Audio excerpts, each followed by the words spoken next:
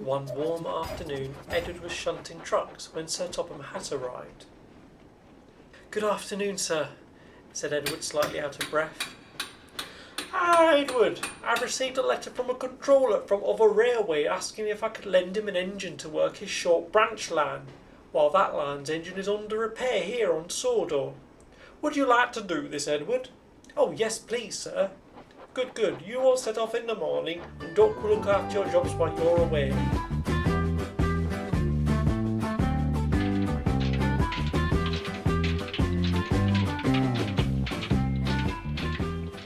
Meanwhile, on the other railway, Jim, an engine even older than Edward, clanked loudly along his branch line with his 3 coaches: Lucy, Alice, Barbara, along with Bernard the brake van. Jim struggled on till he stopped suddenly. "You've run out of steam, old boy. We'll have to wait here till you've enough steam to continue on." The passengers made unkind comments about the railway. After a few minutes, Jim was then ready to give it one last effort. He finally got underway again.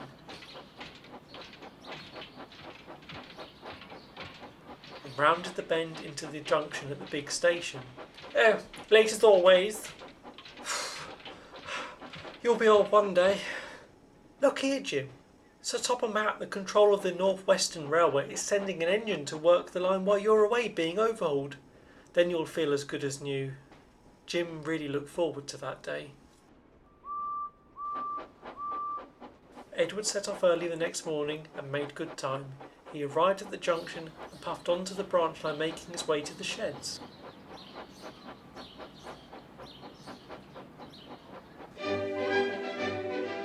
Soon Edward arrived at a lovely, peaceful station. There was Jim being prepared for his service.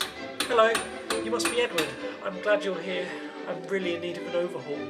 Before Edward could reply, the railway's controller arrived.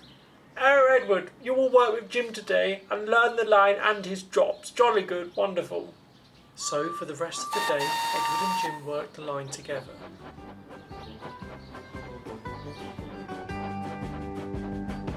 Jim was ever so pleased his trains were on time all day, so no comments were made from the mainline engines.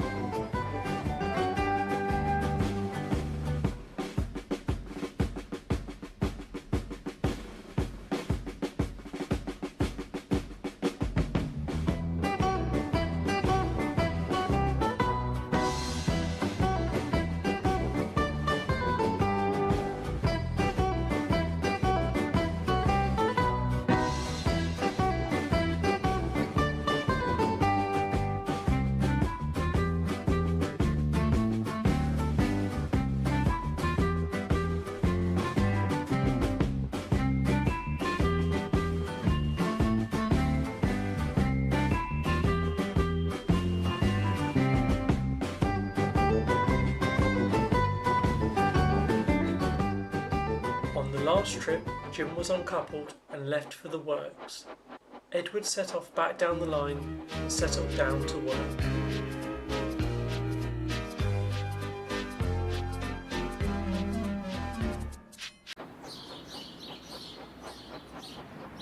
"Hi, Edward. I hope you're enjoying your stay here." "Yes, sir, I am very much." "Excellent. Tonight I need you to take a special train of old wagons to the scrapyard." "No problem. It'll be nice to see some new views." "Oh, you be careful," warned the coaches as Edward shunted them away. "It's only a scrapyard." "But locomotives don't come back. Not if there's steam. They take old engines away and replace them with them new diesels." "Scrapyards do have old engines in them, like me. Old engines that are redundant for the jobs they were built for." "Yes, but these are young engines. Some have only worked for 7 years in service or less. They say managers want to eliminate steam and replace them with diesels." "I'll be fine. I'm a North Western Railway engine. My controller likes steam engines." "Well, we did warn you," said the coaches darkly. As night fell, Edward did ask his driver about the scrapyards. "Driver, is it really true steam engines are being replaced with diesels?" I'm sorry, old boy, but it's true. Branch lines like this one are being closed down and steam is being withdrawn en masse." Edward felt very sad.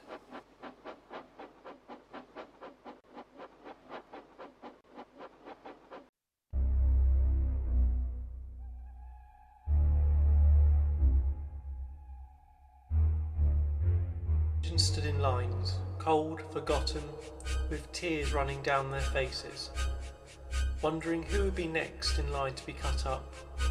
As you don't stay long in the scrapyard, you soon get cut up and replaced with another steam engine. A large diesel locomotive drifted silently out of one of the warehouses. No, no, no, no, no, no, no, I won't go. No, you can't make me. Your time is up, old kettle. The diesel then started to drag the steam locomotive into the shed, with sparks and lights flashing all around him. No, no, no, you can't. You, please, you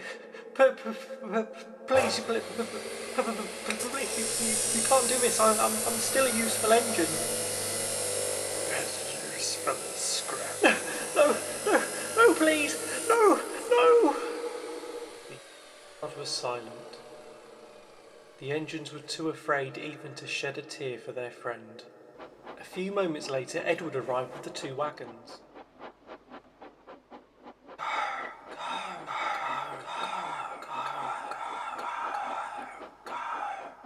Get out before it's too late. Hurry, hurry, hurry, hurry, hurry, hurry. You haven't got time, hurry. They're coming to get us. They're coming to get us. Quickly, before they send another one, before it's too late, quickly go, please go.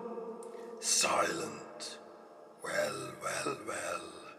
What's this fresh scrap has just come steaming into my yard? I am not scrap.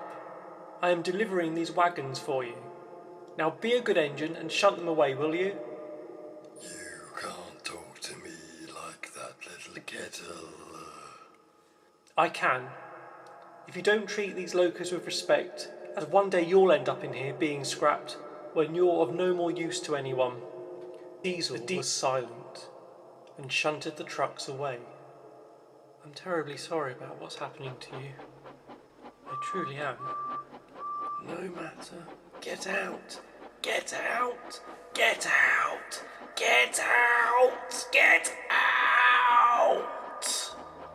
Edward, with a tear in his eyes, puffed very sadly home.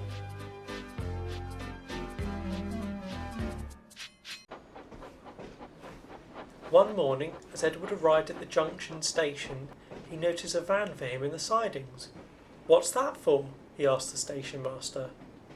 "Oh, provisions for the shop. Heavy snowfall is forecast tonight. The shop has ordered extra supplies in case your branch line is blocked by snow." Edward shivered. He didn't like cold on his... "Oh, silly soft stuff. I'd whoosh it away." A tank engine on Sodor once said that, and he got stuck, and he was then rescued by a tractor. "Rubbish! You northwestern engines aren't used to hard work. You're always posing for paintings for the railway series. You just treat snow with respect, or you'll get stuck." The next morning, as Sid and Charlie made their way to the pub, the first snowflakes began to fall. The next morning, as Edward awoke, there was snow all around him. "Oh bother, there's no snowplough." "You could use me, sir. Just fashion some metal to my front and use me as a snowplough." "Are you sure?" "Yes, I'll be all right." So the driver did just this. Once all was ready, they slowly worked the train up the line to the junction station. They ran spot on time, but when they arrived there was no sign of the express train. The passengers did grumble. Luckily the station tea rooms was open, and once the hot chocolate started to flow, the passengers didn't mind. "Sorry, Edward, no mainline trains today. One got stuck in a snowdrift up the line last night." "I say, do you think you could use burning to clear the line and bring the stranded train back?" "We're willing to give it a go, my dear." So once Edward was ready and Bernard was coupled to the front of him, he set off down the line. Snow was heavy, and sometimes Edward needed to step back and charge at the snowdrifts. At last Edward met the guard of the stranded train. He slowly moved forwards, but he was shocked at the sight of the train, which had nearly been covered in snow. After much work, and lots of steam heat, the snow started to clear, and with a tremendous effort, Edward started to move the mainline train, slipping wildly at times. "Steady, old boy. That's it, you've got it, Edward. Well done, you've got it, Edward." Edward just didn't have enough steam to reply, but at last he made it back to the junction station. Edward ran round the train and pulled up next to the mainline engine. "Silly, soft stuff, I'd whoosh it away." "Yes, well, I guess you're right after all." "You just treat Snow with respect, or you'll get stuck. Try to remember that bit of useful advice."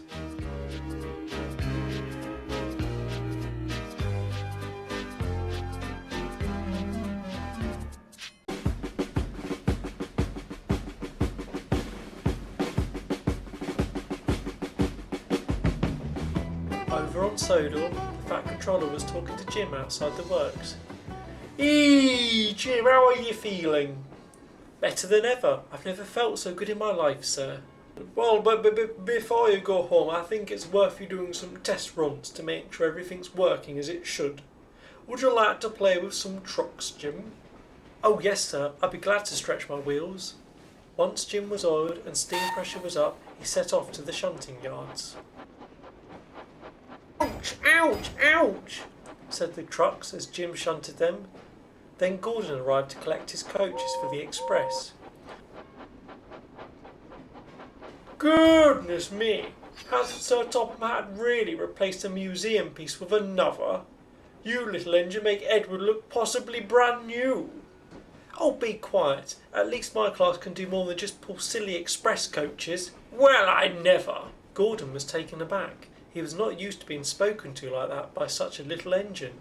"I remember a story my driver told to me about an engine that was rude, and this is what happened to him." So this is the story that Jim told. In a small dark shed on a very short branch line, which is near a very quiet town with a very good bus service, good local road connections, hardly seems worth running a railway service. Anyway, lives Ted, an old engine, who is absolutely fed up of being woken up at such an unsociable hour every morning by his driver and fireman, who would both much rather have a decent engine than an old rust bucket like Ted. They lit his fire and oiled his motion, though sometimes he wished they would be late so he could have a longer sleep. Once his driver and fireman had made a cup of tea, the first of many that day. Ted would move over to the sidings to collect his coaches, or chicken sheds as he called them. They were old four-wheeled coaches which were falling apart. They would much rather be nice bungalows than have passengers banging their doors with no respect whatsoever for them. After his driver and fireman had yet another cup of tea and a chocolate biscuit, the guard would tell them to get a move on, or they would be late for the intercity service at the slightly bigger station down the line. So they set off down the line, or up the line depending on where you're standing. Ted hated the smell of the countryside, especially when the farmer had been muck spreading. As Ted was the only engine on the line, he did sometimes have a slightly pompous personality. Do hurry up, said the coaches. "Oh, be quiet, you old coaches, or I'll shunt you to the scrapyard, where you're long overdue." At the slightly bigger station, fast trains flashed by on the main line. "Show-offs," said Ted. Later on, Ted was sleeping in the bay platform. He was awoken by two train spotters that were taking his name and number. "Be off with you," hissed Ted. "Let me sleep in peace." As Ted's driver and fireman were having a relaxing cup of tea, an intercity HST pulled up on the opposite platform. "How's the Chicken Shed Express?" said the HST. "You can have them if you want." "Oh, I'd rather have my nice air-conditioned coaches," said the HST. "I'd rather go back to my shed than pull your Fat Cat Express. Tell your passengers to hurry up," said Ted angrily. "Seems someone's in a slightly bad mood. I'm fed up with these two drinking tea all day and having to be coupled up to these out-of-date, clapped-out wooden bungalows on wheels. You know, in the big city, people would call your coaches retro items." The HST receives the guard's right-of-way and pulls out of the station.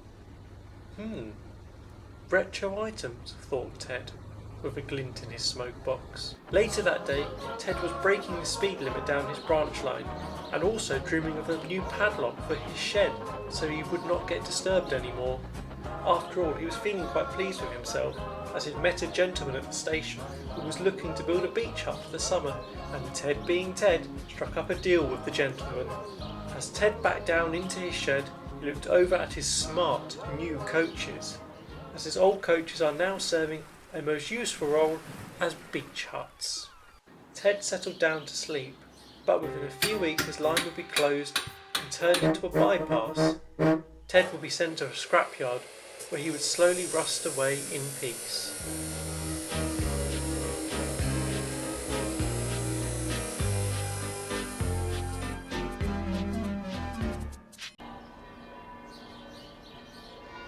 A truck of bunting and party decorations had arrived, and Miss Rolops had done a wonderful spread in the station refreshment rooms. Edward was kept busy pulling passenger trains all day, as the local bus service wasn't running due to floods after a heavy rain the night before. No matter, Edward said to himself, I like being busy. Later that day, a special train had been arranged to take passengers to the junction to welcome home Jim. The coaches insisted on being cleaned, and Bernard had his lamps polished. Edward too was cleaned for the occasion, coupled up to his coaches filled with passengers, and they set off to the junction. Miss Rolops had given the guard instructions to make sure her ice buns were secured on the journey. Edward made good time, but unknown to him, Daisy, a temperamental cow at the best of times, had broken a fence and was stood in the middle of the track. When Edward saw Daisy, he applied his brakes. Mrs. Rolops' ice buns went everywhere, but Edward just stopped in time. Luckily, Farmer Turnips was on the train and put Daisy back in the field with Hector, though Hector wished he was with Hercules, who was in the opposite field. Then Edward set off again. Oh, you made us late, you frightful animal, the coaches said to Daisy, her mood rudely at them. Edward made it to the junction station just a little late. We thought you'd gotten lost. No, just a cow on the... Yeah, speaking of cows, mate, Mrs. Rolops' ice buns have gone everywhere, all over my brake van. Then a familiar whistle was heard. Passengers turned and cheered as Jim pulled into view. He negotiated the points and was then back onto his own branch line. Welcome on, Jimmy. Good to see you back, like.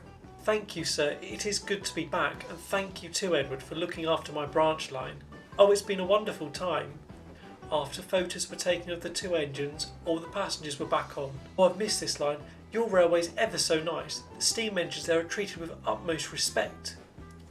Yes, they are. Some can be a bit puffed up in the smoke box, though. Did you meet Gordon? Oh yeah, I did. Did you meet Scott? Oh yes, I got him out of a nasty snowdrift.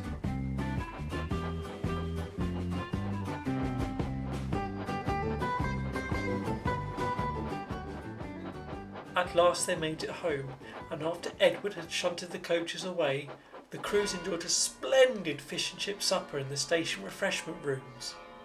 After supper, Edward set off back home to Sodal, whistling goodbye to Jim as he went. Jim noticed Miss Rolops giving the guard a good talking to after ruining her ice buns. Hey, what are you doing, smiling my ice buns like you don't speak, just making them. How could you do that, you know, of all the ingredients I bought? Oh, how could you, you nasty man? He was happy to be back home and back in his own shed too. After a while, he fell happily to sleep.